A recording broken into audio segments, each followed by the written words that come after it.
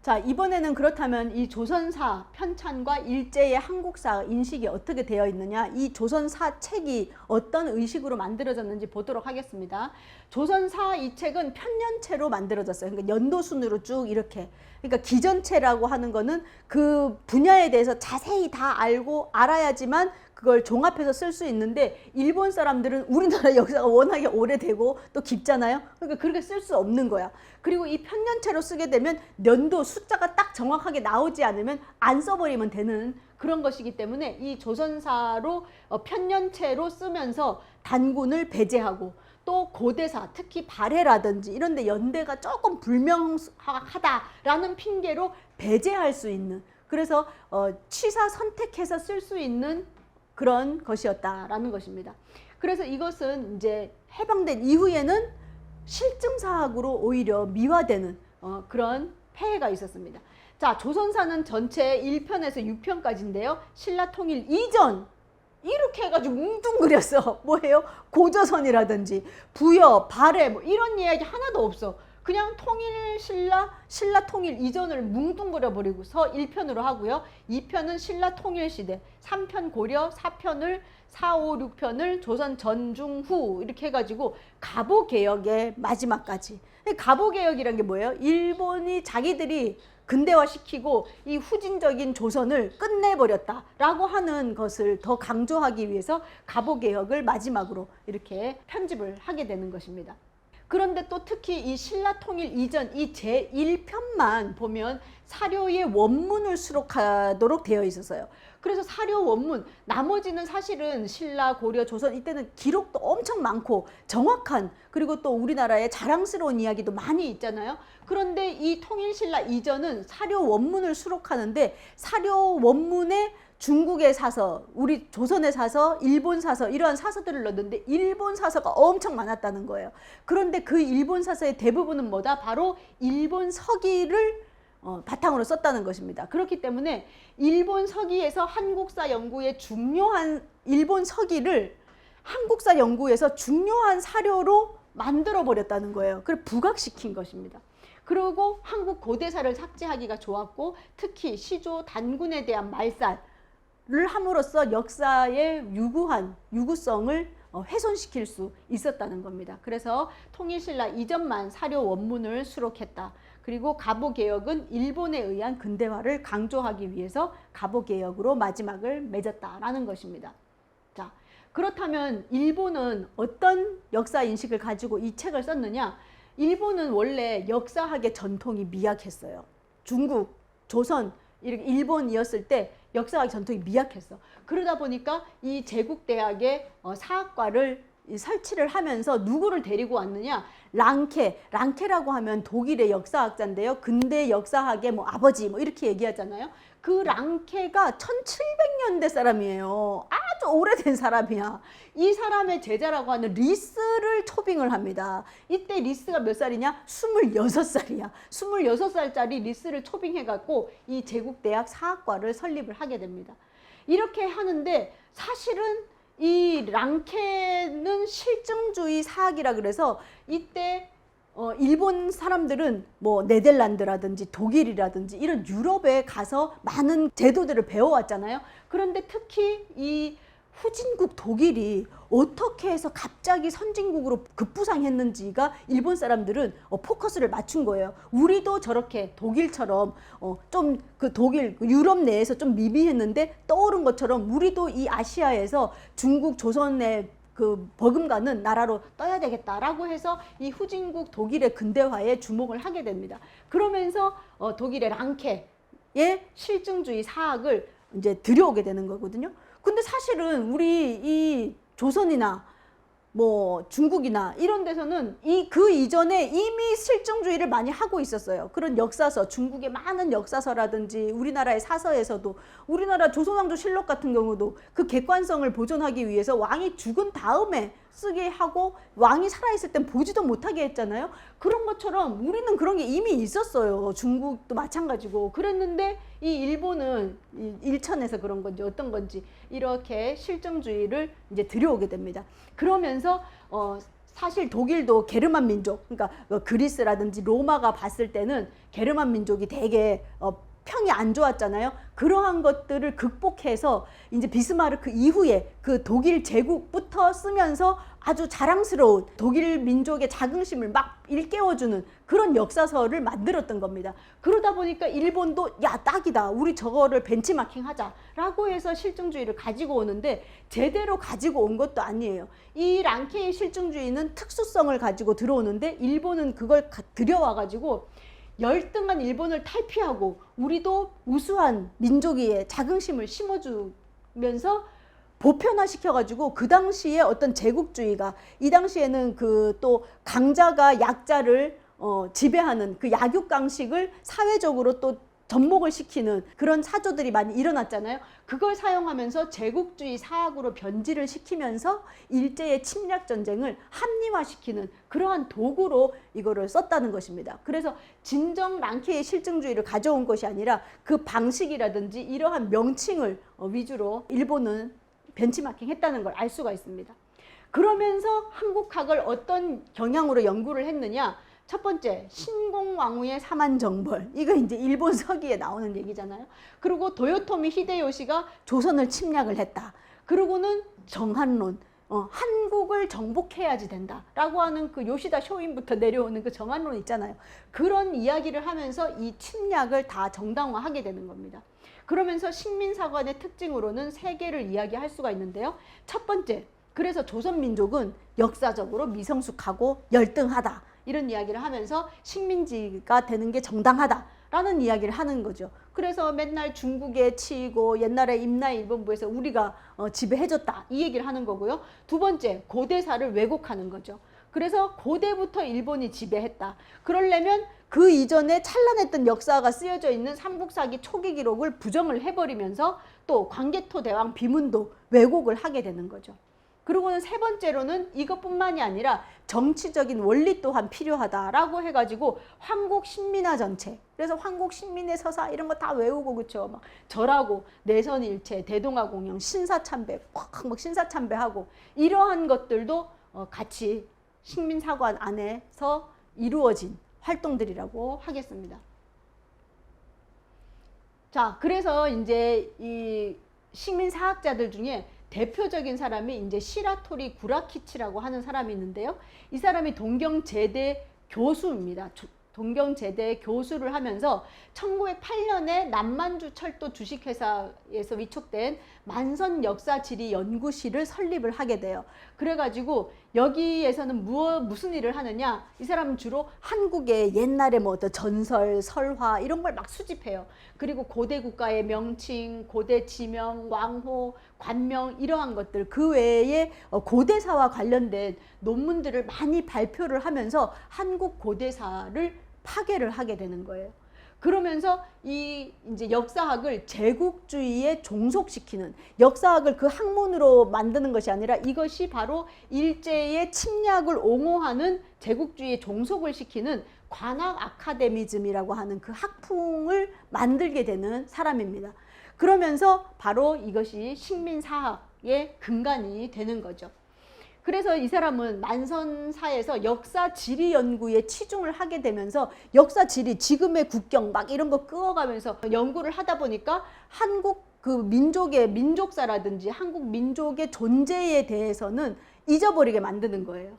그래서 조선은 중국과 달라서 자력이 없다라고 이야기를 하면서 우리의 식민사학이라고 말할 수는 없고 이것이 바로 고증사학이고 실증사학이다라는 이야기를 하면서 식민사학을 포장을 하게 되는 겁니다. 그런데 이것이 바로 해방된 이후에도 많은 식민사학자들이 이것이 실증사학이다라고 이야기하는, 그러면서 단군조선을 배제하는데 일조하게 되는 그런 사학이 되는 것이죠. 바로 이 사람입니다. 시라토리 구라키치라는 사람. 네. 그 외에도 나이토 코난이나 후쿠다 도쿠조라는 사람이 있어요. 제가 이 사람들 다 검색을 해봤거든요. 근데 한국학중앙연구원에서 그 만드는 한민족 백과사전 거기에 이 사람들 검색하잖아요. 그러면 되게 그냥 일본 사람인데 중국의 밝은 그냥 학자로 나와요. 그리고 뭐 중국의 그림들 관련해서 고문서 이런 것들 뭐 했던 사람으로 나오고요. 후쿠다 도쿠조도 제가 검색해봤거든요. 그랬더니 그냥 경제학자 뭐 이렇게 해가지고 그렇게 나쁘게 안 나와 있어요. 이 사람들의 그런 이력만 우리가 보자고 한국학중앙연구원에서 나온 그 백과사전을 보는 게 아니잖아요. 이 나라 사람, 이 사람의 그런 전력과 이 사람이 우리나라에 어떤 영향을 미쳤는지도 나와야 되는 거 아닙니까? 왜냐? 나이토 코난이 무슨 소리를 했냐? 삼한의 문명은 진화로부터 가져온 것, 진화가 이제 중국이죠, 차이나. 진화로부터 가져온 것을 전해준 데 불과하기 때문에 일본이 조선 문화 덕택으로 진보한 것은 아니다. 원래 일본이 조선 문화 덕택이다. 이런 걸 많이 알고 있는 거죠. 아니다. 조선인들에게 되지도 않는 자부심이 생기지 않도록 해야 한다. 이런 말을 한 사람이에요. 그러면 그 백과사전에 나이토 코난에 대해서 중국의 사학자고 뭐 어디 가서 뭐 무슨 미술품을 가지고 왔고 뭐 아주 뭐 뛰어난 뭐 학자고 이렇게만 써놓으면 되겠습니까? 이런 말을 한 사람이라고 나와야지. 그리고 후쿠다 도쿠조는 경제학자거든요. 뭔 얘기를 했냐? 한국의 정체성론을 처음으로 주창한 사람이에요. 이거 아주 중요한 사람이야. 이 사람은 만주하고 조선을 며칠 여행했을 뿐이에요. 뭐 몇 년 여기서 지낸 것도 아니야. 며칠 여행을 한 다음에 가서 무슨 논문을 썼냐? 조선의 경제 조직과 경제 단위라고 하는 논문을 썼어요. 이 사람 주장에 의하면 한국은 진정한 의미에서 아직 나라가 될 수 없다. 일본에 있어서 가마쿠라 막부 발생 이전 후지와라 시대, 즉 8에서 10세기에나 비할 것이다. 뭔 소리예요? 지금 이 19세기 그때인데 일본보다 더 낮은 8에서 10세기에 머물러 있다라는 이야기를 한 겁니다. 그러면서 이 사람은 경제학자다 보니까 마르크스, 그 당시 마르크스 역사 발전 5단 개설 있잖아요. 그 5단 개설, 원시 공산사회, 고대 노예제 사회, 중세 봉건 사회, 근대 자본, 사회주의 이렇게 5단계를 거치는데 조선은 어디였다 하면 고대 노예제에 머물러 있다라고 한 거예요. 그러면서 중세 봉건제가 결여되었다라고 하는 봉건제 결여설을 말한 사람입니다. 이 봉건제 결여설이 왜 중요하냐? 일제 식민사학에 엄청난 영향을 주었는데 뭐다? 그렇기 때문에 근대화를 누가 시켜줘야 된다? 일제가 근대화를 시켜주었다라고 하는 거예요. 그 이야기를 하는 것이 후쿠다 도쿠조 이 사람입니다.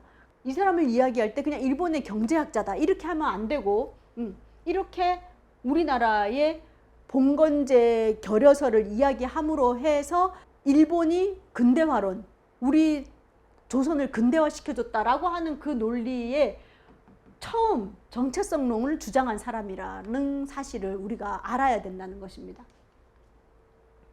자, 그래서 우리 앞에서 이 사람들을 통해서 다 알아봤지만 식민사관이라고 한다면 뭐냐? 첫 번째 타율성론, 두 번째 정체성론, 그 두 가지가 핵심 요체거든요. 첫 번째 타율성론이라고 한다면 한국은 북쪽은 중국, 몽골, 만주 의 지배를 받고 남쪽은 일본, 이렇게 이웃한 외세의 침략과 압제 속에서 비주체적으로 살아왔다라고 하는 것입니다. 그래서 중국의 한사군, 일본의 임나 일본 부서를 주장하고 있는 것이죠.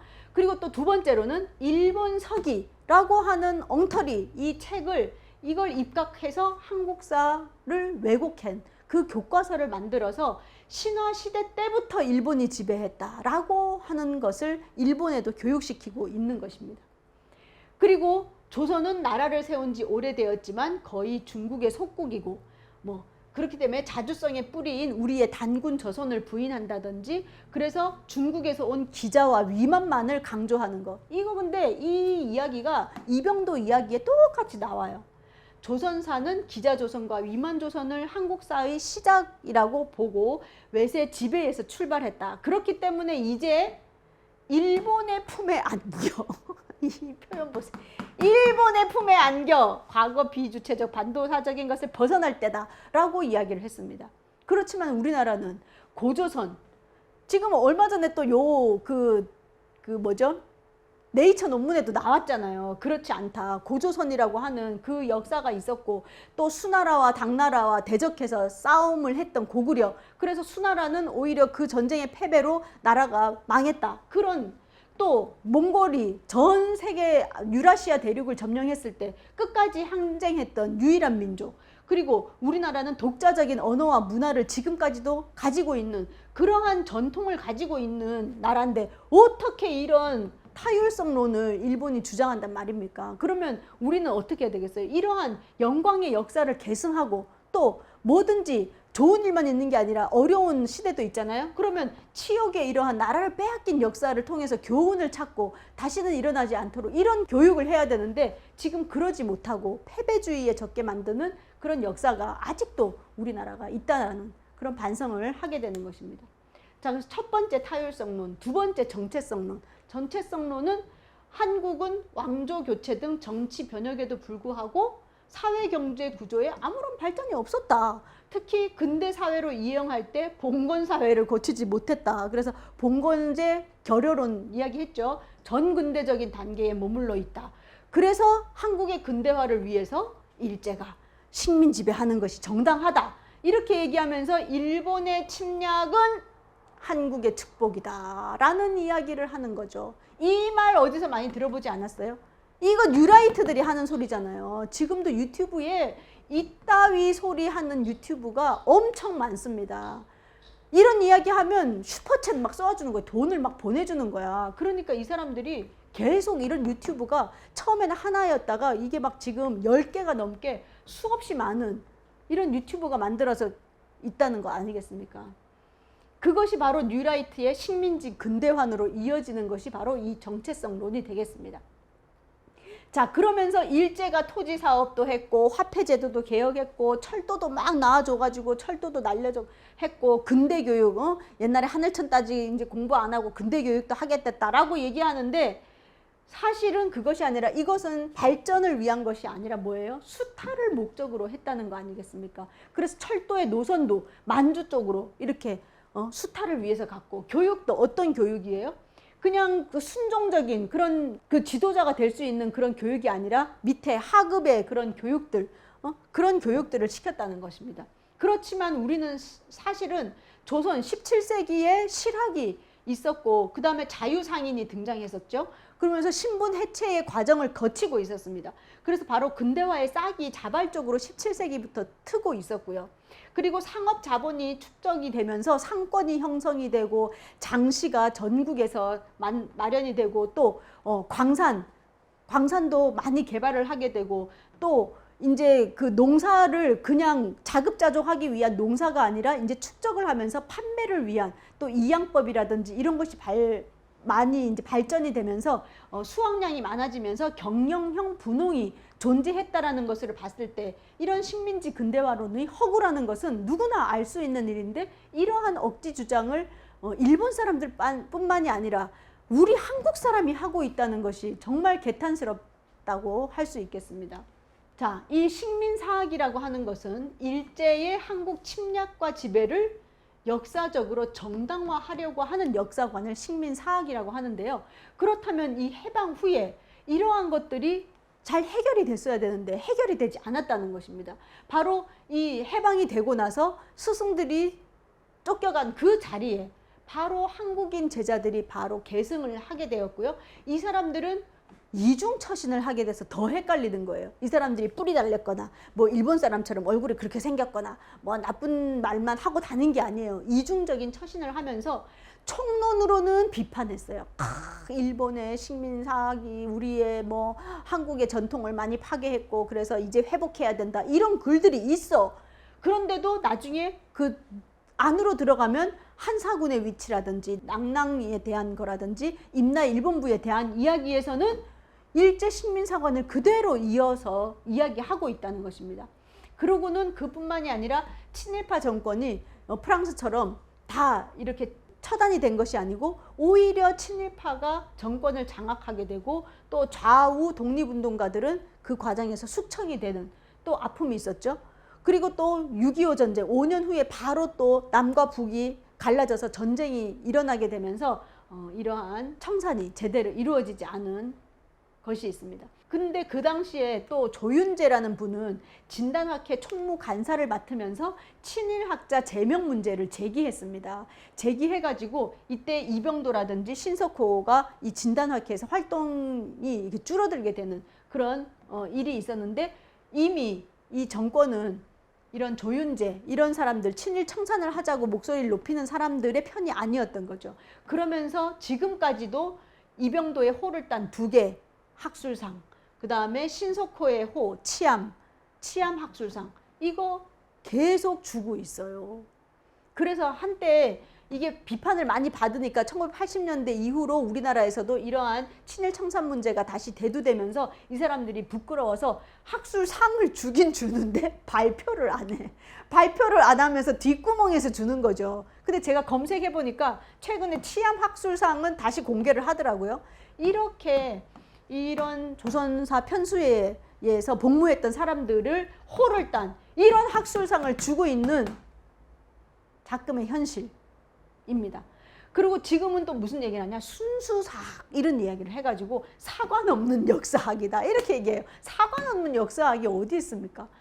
그러면서 한국적 일제식 실증주의 사학이라고 하는 기형적인 형태가 나타나는 거예요. 한국적 실증주의, 일제식 실증주의, 그 사학이 결합이 돼가지고 이 각 민족의 개별성, 특수성을 부정하고 제국주의, 세계사의 보편성을 추구한다라고 하는 그런 역사학의 이름을 따가지고 실증주의 사학이라는 사학으로 식민사학이 얼굴만 바꿔서 득세하고 있는 현실을 우리가 기억해야 할 것입니다. 그러면 이제 이 해방 후에 역사학자들의 동향이 어떠했는지 한번 보도록 하겠습니다.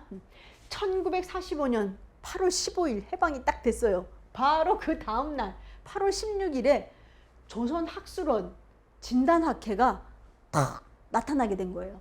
조선학술원은 뭐냐 하면 백남훈, 그 당시에 연희전문학교 교수로 있었는데, 백남훈 이분은 이제 독립운동 하다가 옥고를 치르기도 한 그런 사람이에요. 백남훈은 조선사회 경제사라는 책을 쓴 사람인데, 이분이 이제 조선학술원을 만들게 됩니다. 그동안 일제 때문에 활동 못했으니까 이제 우리의 학문을 해야 되겠다 하고 만들었는데, 이 조선학술원에는 좌우 모든 그 학자들이 다 들어와가지고 활동을 한 거예요. 그러다 보니까 해방 정국이 얼마나 혼란스러웠습니까? 그래서 뭐 이승만 정부, 그 다음에 또 뭐 저기 찬탁이니 반탁이니 또 임시정부 요인들 들어오고 막 아주 그 혼란 속에서 이 조선학술원 내에서도 좌우로 갈라지면서 정치적인 대립이 이루어지기 때문에 창간호만 발표하고는 활동을 못하게 되는 거죠.